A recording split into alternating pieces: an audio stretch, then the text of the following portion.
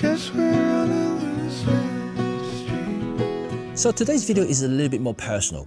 It's a little bit different because I want to, make this video to celebrate my 50th birthday. Yes, I just turned 50, imagine that, over the weekend. I had 2 days of celebrations, and big thank to my wife who made this happen. And she spent days, I know she spent days and nights planning this, the effort. I don't know, I was very emotional, and seeing her, preparing everything for me, and so I was able to enjoy myself through the entire weekend without having to worry about anything. So thank you for that.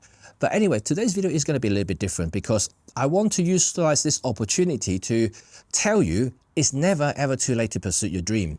Whether it's going to be a photographer or a content creator, YouTuber, or anything you really want to be. Because I think the people who tell you that you can't do anything is simply silly. I've encountered many of those people through my entire life, and this is why I want to make today's video, to disperse these negativities out there and make sure that you understand that you can be who you are. So the reason I make this video is to highlight my journey, for the past 30 years since I graduated, and how I became the person I am today, how I became a photographer, how I became a YouTuber, for instance, because I think this experience would help a lot of young photographer, or even like mature photographer who want to pursue their dream and become something that they really want. It's never too late to do something, and that's my motto, and this is also my experience. And also, I want to talk a little bit about challenges that I face over time, because it's never ever going to be easy when you do something against the flow. For instance, I grew up in Hong Kong. In fact, many of you may not know that English is not my first language. So I had to overcome language barriers first place. I may have lived in London for 30 years, but I would consider my English is about 50%. I don't think my English is perfect. I don't think that I speak perfect English. I still lacking a lot of vocabularies, a lot of expression words. So a lot of things I just can't speak properly. Even though you may not think that way, but I know myself, I know that my English is just very poor. But anyway, that's besides the point. It's a lot about, me being accepted for the person who I am. And over time, I was, there are ups and downs, and the downs is when people rejected me as a person, as a creative, because first start out as a photographer is always going to be tough. You don't have your brand, you don't have recognition, you may not even have the skills, but you wanted to do something. And photography isn't actually something I study. In fact, I didn't pick up photography until I was pretty late in life. I started my photography journey, technically, you're thinking about properly learning and things like that, is about, when I'm hitting my 30s. So I never really learned anything when I'm in my teens or in early 20s. I never studied a degree or anything in photography. Everything was self-taught. So it wasn't the easiest path, even though I chose to be a photographer. So I learned through mistakes, and people all, at the beginning really just bashed me down a lot, thinking that, you're never going to make it. You're never going to make a living out of it, let alone a career. So I was talked down many times, but I stuck with it.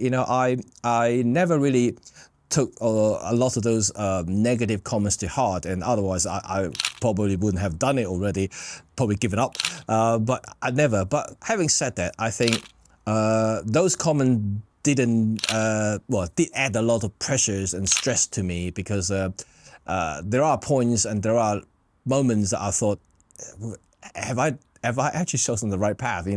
Is my photography that bad? It's going to be difficult, but at the end of the day, I learned that, you are doing photography for yourself. If you believe in it, if you know that you are capable of doing it, and I just have to focus. I have to focus and blind out all of these negativities out there and just try to become yourself. And just like posting on social media, which I talked about many times, you post the photos online, you don't expect 1,000 likes straight away. You don't expect anything. To be honest, even nowadays, I post any photos online, I don't expect anything. I don't expect 50 likes even, you know, like not even one like. If they like it, that's fine. You know, like I don't really mind. I have a successful photography business now. I have a lot of clients who are really appreciative about my skills and my creativity. And so all this social media platform thing, you know, I think sometimes people just draw over the likes, the amount of likes that they receive, instead of actually appreciating themselves as a photographer, as a creative, and knowledgeable enough to basically discount all of these negativities and people who are discouraging you online, giving you dislike, giving you silly negative comments that doesn't mean anything. For me, I'm now intelligent enough to block out all of that now, even though sometimes I still see these nonsense comments on my feed saying that this is bad, that's bad, whatever, you know. To be honest, I do take criticism. I do take constructive criticism. If the lighting is bad, yeah, you know, that's fine. You know, I appreciate that. But most of the time, you know, people are really honest about them, and so they will tell me things that they like or they don't like. I like that. I do like that. Same thing, you know, if you see something that is worth a critique, you know, I will give some constructive criticism on it. People may not like what I criticize them for, but every time if I write something constructive, I just want to help, you know, and whether they take it or not, that's another thing, because I know a lot of people may not like that sort of criticism. So I kind of held back on it nowadays. I don't really usually give critiques unless they ask for. So anyway, that's thing. So being a photographer is always going to be challenging, always going to be difficult. So over time, I learned all of this blinding thing, you know, blind out all this negative stuff and focus on myself and focus on my craft and improve as a photographer over the years. And now come to, you know, learning gears and things like that. And I was grateful that Olympus gave me a chance to become an ambassador. And in fact, I was never expected that either. And I've never even kind of known for like Olympus or Michael Forther in general. I know my dad used an Olympus camera back then, but to be honest, I wasn't really a gear nerd, so to speak. You know, I like things, but I just, you know, never really into anything like deeply like that. But their recognition for my talent was really, you know, kind of helped me realize a lot of stuff. And at the time, I'm not sure about now, but at the time, I was really the only Asian person to represent a brand in Europe.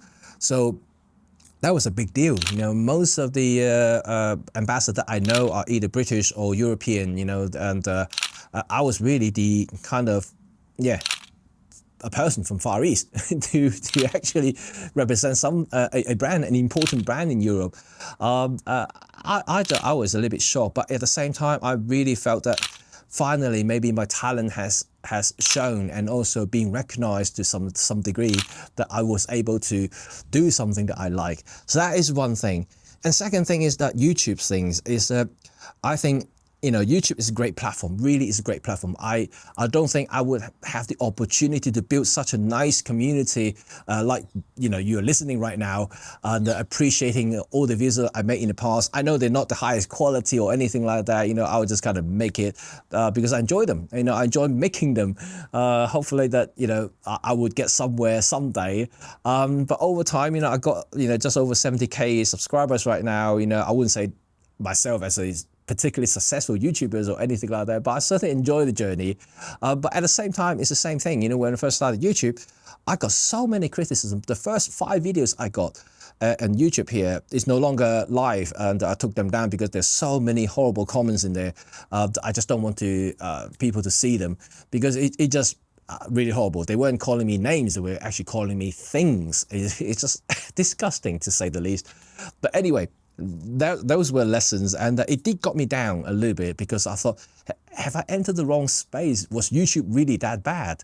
But again, same thing. I stuck with it. I persevere. You know, I continued that journey. I stuck with it. I just pushed through it, braced through it. And so these negative comments over time, like getting smaller and smaller, less and less. And this little community of mine starting to form.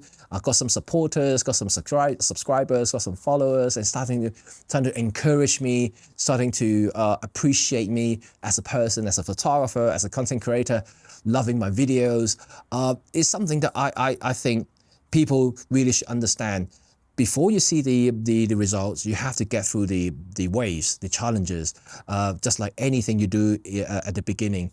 whether you want to be a painter, whether you're going to be a business owner, a cafe owner, whether you're going to be a photographer, a filmmaker, or YouTuber, or anything, the initial few years is always going to be tough. But as always, I say that, if you have the guts, you have the bravery, if you have the energy, you have the perseverance, you can do it and you can make through it.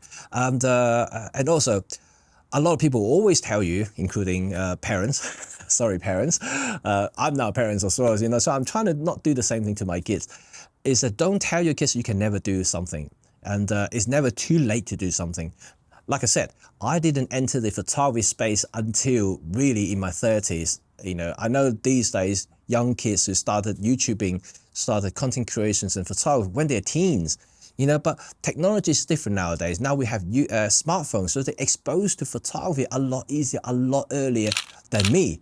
I never had a smartphone like that. We had point and shoot camera, but compared to what you can create with smartphone these days, is night and day difference.